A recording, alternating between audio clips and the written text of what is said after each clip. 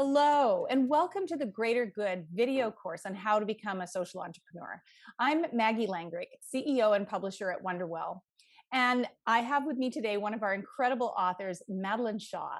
Madeleine is a multiple award-winning social entrepreneur and the founder of Isle, one of the first brands in the world to champion natural menstrual care. Now, if you're wondering if this video is for you, or if you think that you could never be an entrepreneur yourself, because you don't have a business degree, or you're not a tech professional in Silicon Valley, or you just can't imagine how starting an organization or a company could make a truly positive impact on the world, well, guess what? You're in exactly the right place, and you're just who we want to be talking to.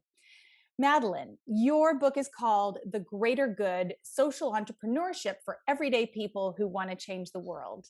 Can you tell me more about that? I feel like deconstructing the title may be a good place to start. What is social entrepreneurship? Yeah, absolutely, Maggie. It is a long title for sure. Social entrepreneurship. So let's start with the social part of that. It's shorthand for social or environmental impact. So basically, some kind of form of positive change that someone is seeking to create in the world. Entrepreneurship is kind of a long French word that actually originally derives from the verb, which means to undertake. So it simply is, it's an undertaking. You're seeking to create something that wasn't there before. And I love the simplicity of this definition because it transcends whether it's for profit or it's nonprofit, or, a lot of people sort of, there's a bit of an academic debate going on about that. And personally, I just seek to do away with all of it. A social entrepreneur is someone who's seeking in some way, shape, or form, could be as simple as a project, it could be as huge as a multinational corporation, to create some form of positive social or environmental change of any scale. I love that. Thank you. I never even knew that definition of entrepreneur, and I've been using it and applying it to myself for years. And what about the other part of in the subtitle, everyday people who want to change the world? What do you mean by that? And why do you think that some everyday people might find it hard to see themselves as entrepreneurs?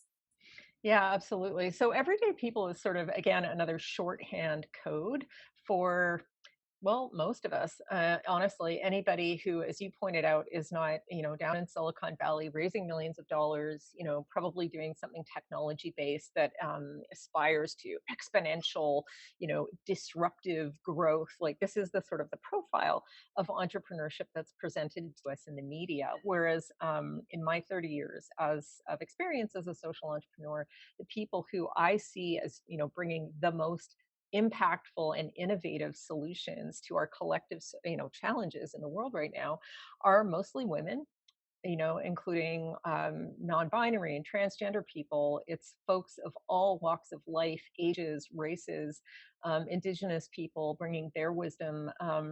It's true diversity, human diversity. And I've used the phrase everyday people to sort of try and capture that, which is obviously an incredibly diverse group of people, but it's folks who just see the necessity for change in their own lives and are using their own life experience, their own resources, to act on it, to do something, as opposed to, I think a lot of us sort of sit back and go, we're frustrated with something. We see an opportunity where we wish something was different, wish that someone would do something about X. And this is where the definition, or the I guess stereotype of entrepreneurship, is why I'm seeking to deconstruct it, because I would like more everyday people to be able to find themselves in that mantle, in that world of entrepreneurship where they see themselves as a change maker. I really, really relate to that, Madeleine. And I think that I fit that definition myself, as an entrepreneur who, a book publisher who is seeking to make the world a better place through our books. I remember when I started my own company feeling like this is a super audacious thing to do, and how dare I, and who do I think I am, and I don't want to eat stress for breakfast, and I'm not out there trying to be Mark Zuckerberg, and is this really for me? And what you teach in your book is really so validating for anyone who gets into, wants to create something, something big, and impactful, but is coming from a place of wanting to create change and have a positive impact.